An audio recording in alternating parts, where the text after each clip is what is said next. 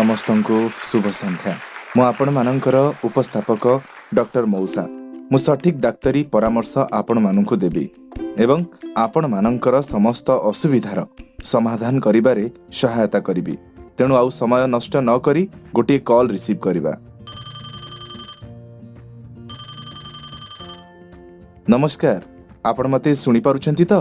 नमस्कार डॉक्टर मौसा, मो ना मीना। मो स्वामीकर गतकाली कोविड टेस्ट रे पॉजिटिव आसिला। आमे बहुत भयभीत होइछु जे जहा करिबा कथा काले ठीक भाबरे आमे करि परिबु नाही।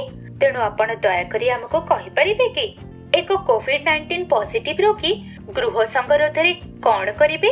भला हैला आपण एही प्रश्नटी को पचारिले। व्यस्त हबार किछि नाही, केवल एही मार्गदर्शिका को अनुसरण करंतु एवं आपण ठीक होई जिवे। तेणु प्रथम काम हेउची डाक्तरंक परामर्श नियंतु।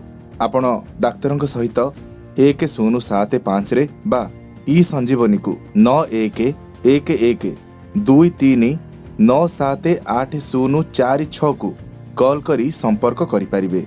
दयाकरी एहा परे तांकर कौनसी लक्षण न थिले मध्य तांकु शौचालय थिबा अलगा एक कोठरी रे रहिबाकू कहंतु। ध्यान रखंतु से कौनसी जिनिस पई जेपरि बाहर को न जानतु। व्यक्तिगत जिनिस बाबत रे कोन करिवो? भल प्रश्न मीना। दया करिकी तांकर कौनसी व्यक्तिगत जिनिस जेमिति कि खट, गामुछा, थालिया, ग्लास, कप, चामच एवं फोन इत्यादि आपण माने व्यवहार करंतु नाही। एवं मने रखंतु तांकर देखा सुना करुथिबा व्यक्ति सबु बेले खाद्य रोगींकर कबाट पाखरे रखिबे। खाद्य रे सहजरे उपलब्ध हेउथिबा फल एवं पनीपरिबा अंतर्भुक्त होई पारे। डाली, क्षीर, सोया, छेना, अंडा एवं अन्य प्रोटीन युक्त खाद्य खांतु।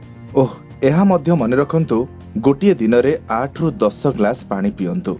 मो प्रश्नर उत्तर देथिबारु आपनको बहुत धन्यवाद। एबे मो अधिक आश्वस्त अनुभव करूची। प्रिय बंधुगण, एबे आमे आजिरो उपस्थापनार समाप्ति रे पहुंची गलुनी। घरे रुहंतु, सुरक्षित रुहंतु। आपण मानक सहित शीघ्र देखा हबो।